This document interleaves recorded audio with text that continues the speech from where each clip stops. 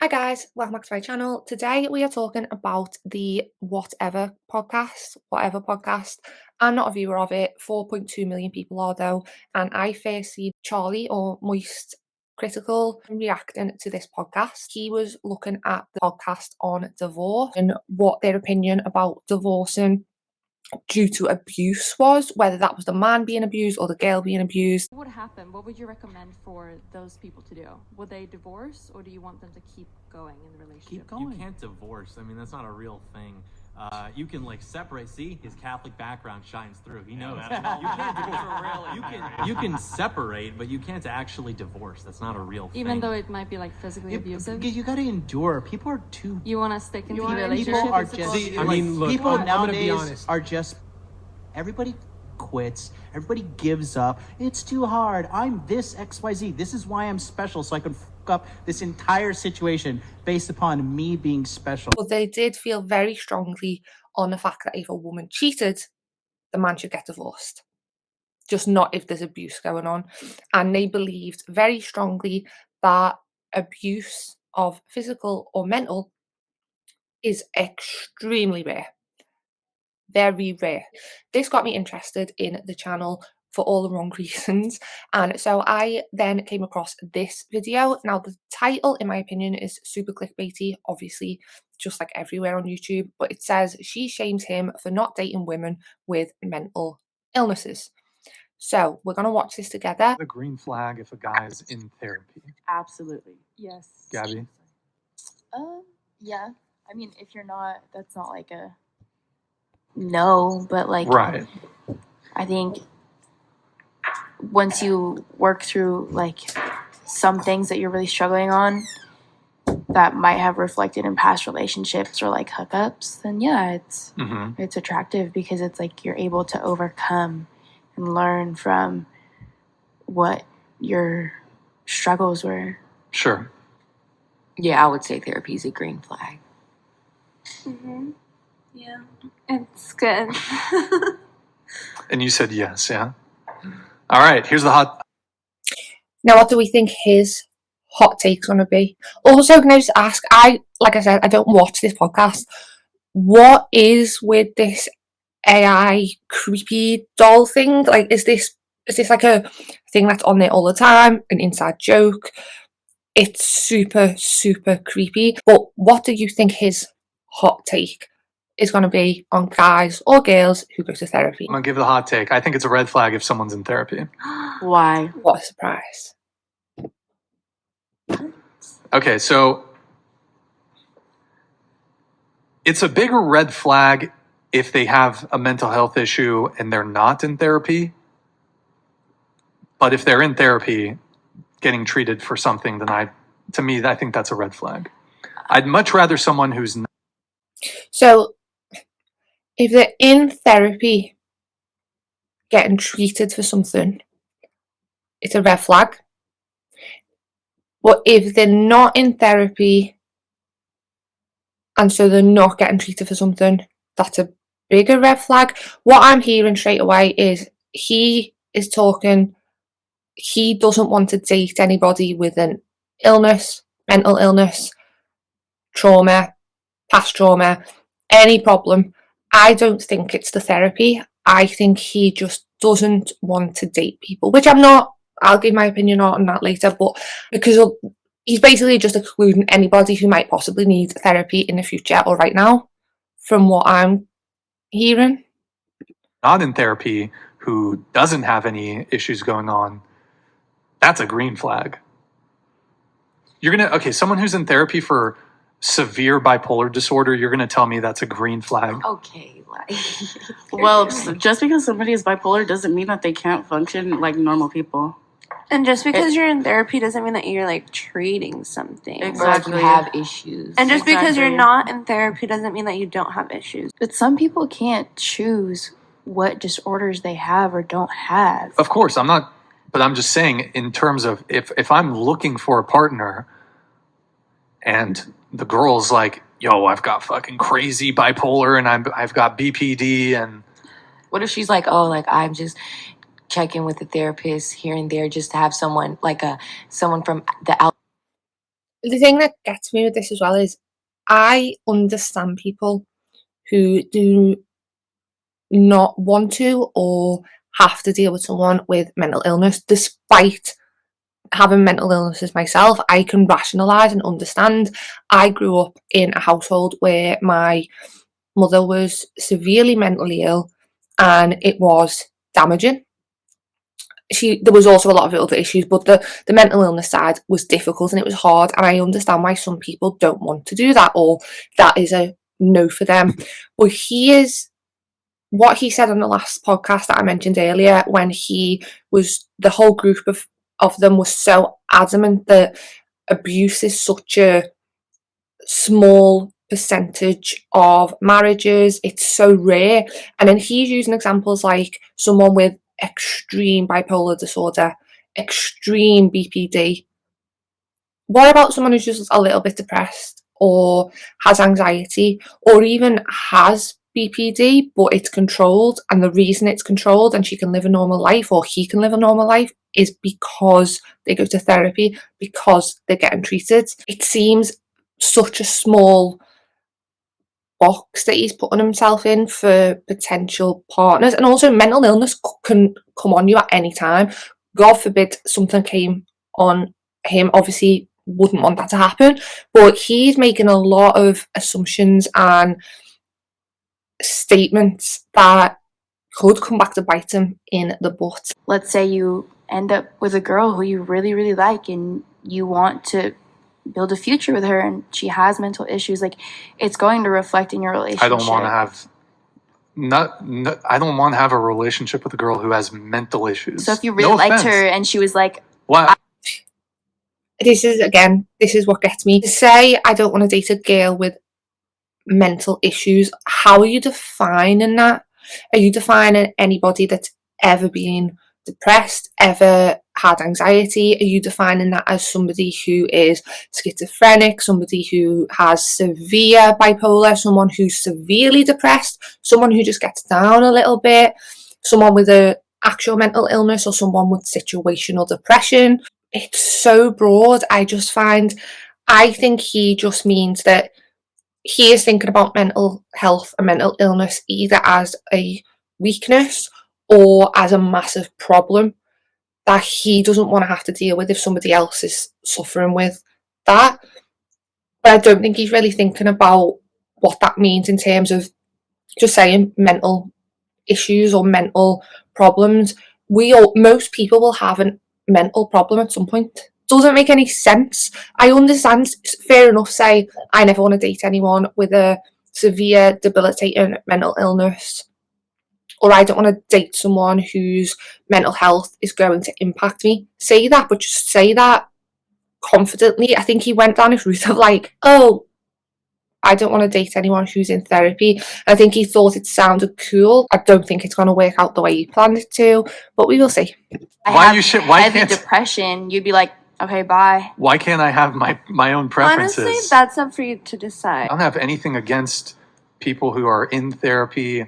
If you want to get therapy, if that helps you, fantastic. But for a partner, like looking for a partner, I don't want someone in therapy or who needs therapy. So would you, like, if you had a partner and then you guys were having like relationship issues, would you go to couples therapy or would you just break it off? I probably would not go to a therapist. This is the bit I don't get. So on the previous, the most critical episode, they were so for working on your problems. If you have a abusive relationship, you have to work on it. That's all they kept saying. You have to work on it. You've got to put the work in. So that would surely equal therapy. If someone's abusive, obviously you should leave. But in their world, in their opinion, they think you should work through it. Wouldn't that mean therapy? Surely. But now he's on the side of if it was a relationship and there was issues, then the relationship's not going to work. So did he only mean once you're married? Because issues can happen once you're married. You can get married to someone and think they're the perfect person in the world, and then issues start to happen. This is where I think these type of podcasts start getting really confused in what they actually believe in? Are they just saying things they think are hot takes? What's wrong with therapy? Like, what is the stigma for you around it? Okay. Well, I'd say the first thing is, are we talking about the couples therapy thing, or are we talking I'm about talking about you, because you're talking about people who go to therapy for themselves. So what is the reason for you that it, like, what's the stigma for somebody who's going for themselves? I don't think there's. Or why would you go to therapy? I think the only scenario where I would go to therapy is if I was dealing with like a death of a parent, and maybe like I needed to get sometimes the hospice cares will, how do you cope with the death of a loved one? But like in terms of my life. Now, I know obviously losing a parent's not rare, because like I've lost a parent, everybody at some point in their life loses a parent. But surely you're using one specific example. So the only time you would ever go to therapy is for the loss of a parent. Now, I'm assuming that's to cope with the depression and the trauma of losing a parent. So why is losing a parent okay? You can go to therapy for that. But if you are traumatized by something else, or you're depressed by something else, that's a no-go. Why is it only this one specific reason why he thinks it doesn't make sense? And this is why I feel like I said, he's backed himself into a corner, and there's going to be so many other examples that he would have to say, oh yeah, okay, that one makes sense because I might do that. And it just doesn't make sense. Difficulties, I would never see a therapist ever. You wouldn't consider that a life difficulty, What? losing somebody? Like, that's No, a bump in the road I'm talking of your about life? like, I'm talking just about, oh, like life is tough, like the milieu and the fucking drudgery of life. No, all my see. What about if you're in a traumatic situation? We don't have the right to decide what constitutes as a serious life event that's going to affect us. He is trying to say he doesn't understand why some people just go to therapy in order to cope with life. But as we know, life is hard. Bad things happen to all of us. A lot of us may have had traumatic upbringings. We carry a lot of baggage with us. Generational trauma is a thing, and that's why a lot of people are turning to therapy in order to prevent generational trauma, to prevent their past affecting their future, their past affecting their kids' future. They want to be the best version of themselves, and for some people, they see that as weak, where I think it's a strength. Obviously, we're all allowed our own opinions, but I just think it is so funny that he can see for himself that he might need help or assistance in one situation, but then can't understand that other people might want or seek help for different situations for the same reasoning. I think men and women tend to deal with their problems differently. I don't want to talk about my problems. I have difficulties, but I want solutions to my problems. I don't want to talk about my problems. But what if you don't have solutions? What's that? Exactly. You said you want solutions. You don't want to talk about them. But like, I think Have you been to therapy? Yes. They don't really They give you solutions. They have do. you been to therapy? Huh? Have you been to therapy? When I was younger, I had some anxiety issues. I had panic attacks, so I saw a therapist, and he helped me with my panic attacks. And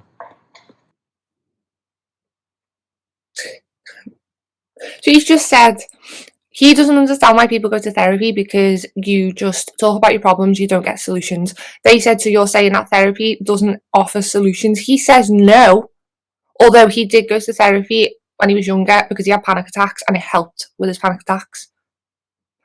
So was that not giving you a solution?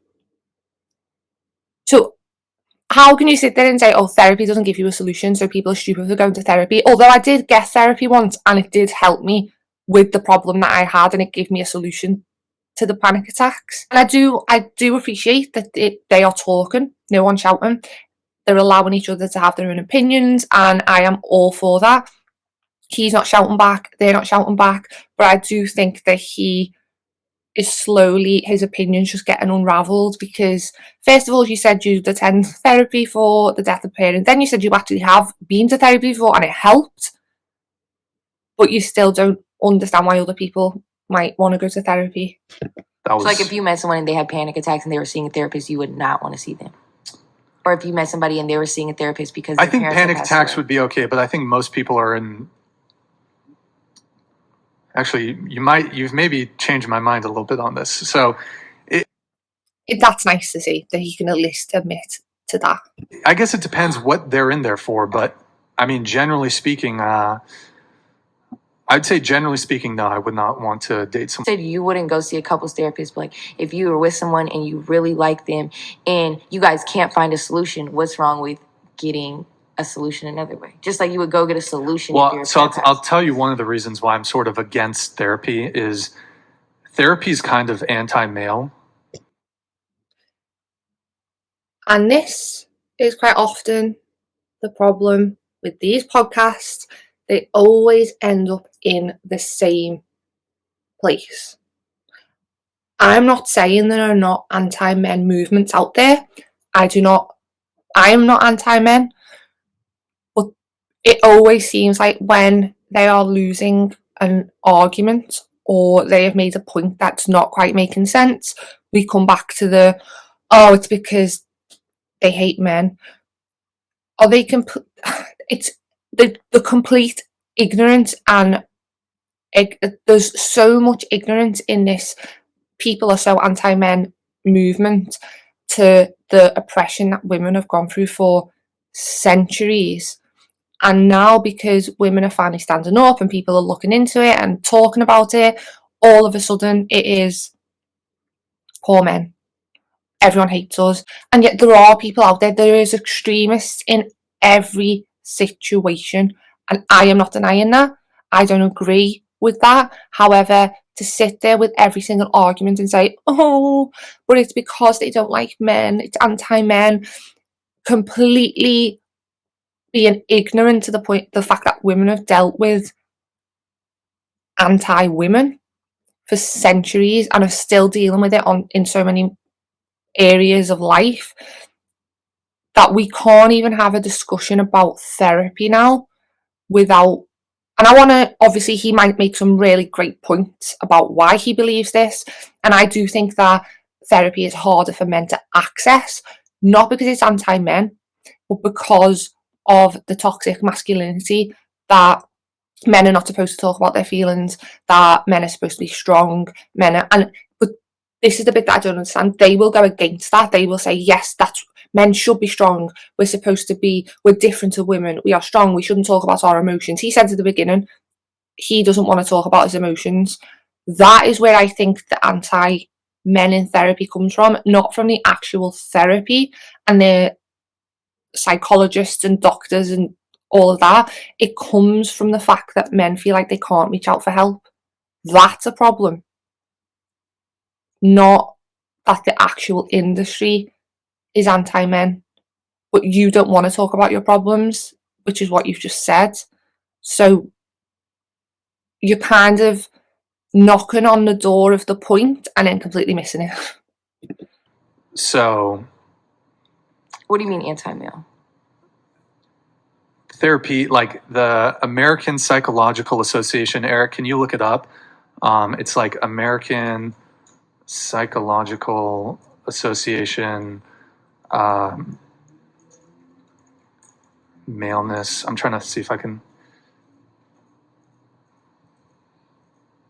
I don't know if it's the American Psychological Association. It's one of these organizations, and they said something about how masculinity. Fuck, I'm trying to find it. Masculinity is harmful. Masculinity and He's seen the point and then he went over it. I know for a fact that the point that he's thinking of is, or no, I don't know for a fact, but I assume the point that he's thinking of is the fact that they said that negative masculinity is the problem in terms of why men don't reach out, why therapy is not. There's a reason why male suicide rates are so high, and it's not because therapy is anti-men, it's because of the rhetoric that is out there that men should be strong, shouldn't talk about emotions, shouldn't have feelings or be scared or worried or sad or open up about things without looking weak, which he is adding to, but he doesn't understand the whole what he's, it's like I said, he's at the point and then he's built a bridge over the point. I just, and also another reason why therapy tends to be more seen as a woman's thing, a woman's problem, is because years ago psychology was used as a tool for men against women a lot of the time. So back in the day, if your spouse had cheated on you, if your wife had cheated or you had cheated and you just wanted a new partner or wanted to get rid of her, you would very easily be able to go to a doctor, get your wife declared insane and locked up. And that's how psychology was used for a very long time. That's why when we think of hysteria, and it's always related to women, hysterical, over emotional, all of that's ingrained in the fact that men used to use psychology as a means to control women. Like you said at the beginning, men and women deal with things differently. That's not because they should or because it's innately in them to do that. It's because men are taught from a young age to be strong and to not show their emotions, and women are taught that they are hysterical and they are more caring and more empathetic. That's why we're at the point we're at, not because therapy doesn't like men and because women are more emotional. Also, mental health can be developed. So, like, if it's not a potential partner, it could be someone that you're already dating and they developed it over time. Like, let's say if you were married and you guys were going to have a kid, that woman could develop postpartum depression and it stays with her after that. Like, would you still want to be with that partner, or would you want to see if you can work on like it? I said, there are some circumstances where therapy is fine. Mm-hmm. But look, the point I'm trying to make is if you're seeing a therapist, for example, and you have severe mental, it's kind of less the I'm in therapy and it's more what are you in therapy for? And that is the top and bottom of it. It's not the therapy, it is the fact that he doesn't want to date people with problems that he has to deal with, which again is completely personal choice. It might be upsetting for some people. I have mental illness, as I go through really difficult patches. I appreciate my partner and understand how difficult that might be sometimes, but that is personal preference. And at the end of the day, if you're not willing or able to deal with somebody at their worst, then there's no point being in that relationship because it's not healthy for either of you. But just say that. Don't come out and try and say, I think that therapy is a red flag, just to say something different that you feel like is against the grain or so original.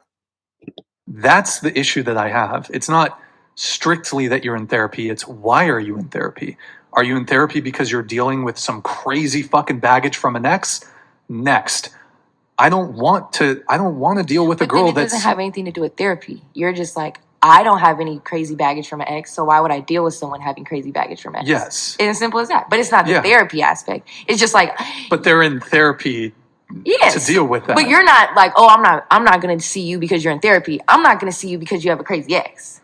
I'm not going to see you because you have mental health issues. I'm not going to see you because you're bipolar, not because you're in therapy. Like, you should get therapy and you should get that help, but I don't want to see you. And so basically you're just like, therapy just sparks a red flag of why are you in therapy? Yes. Okay, yes, which is fine. You could be going to, you could be in therapy, and if the reason in terms of, I'm looking at you and I'm like, hey, I want to date you. And if it's just like, oh, you've got panic attacks and you're seeing a therapist that, they're helping you with your panic attacks and anxiety, whatever.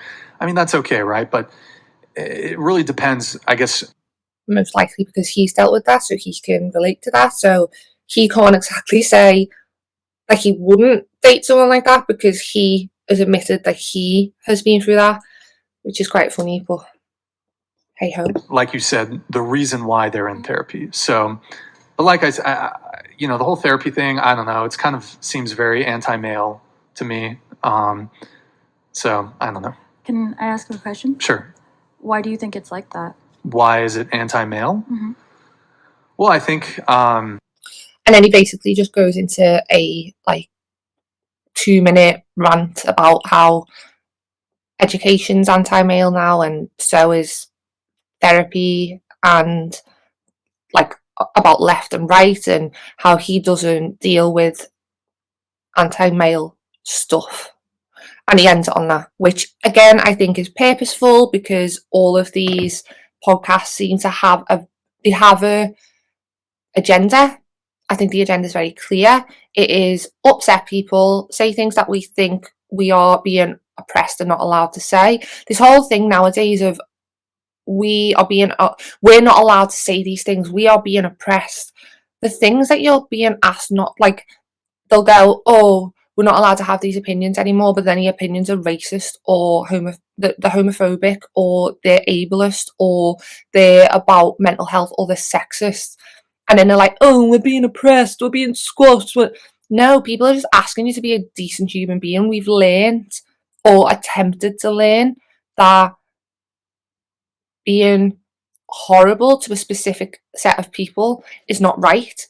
We shouldn't treat people differently or badly because of skin colour, or of their illness, or of their looks. And I think that all these men who feel like women have taken away their rights because they've asked for their rights, or because they're talking about rights, or because men feel personally attacked by women talking about abuse or about feeling unsafe and all of that happened. Again, there are extremists, but I'm just talking about in general. They all felt attacked, and unlike the women who've had to deal with it for centuries, they couldn't deal with that feeling of being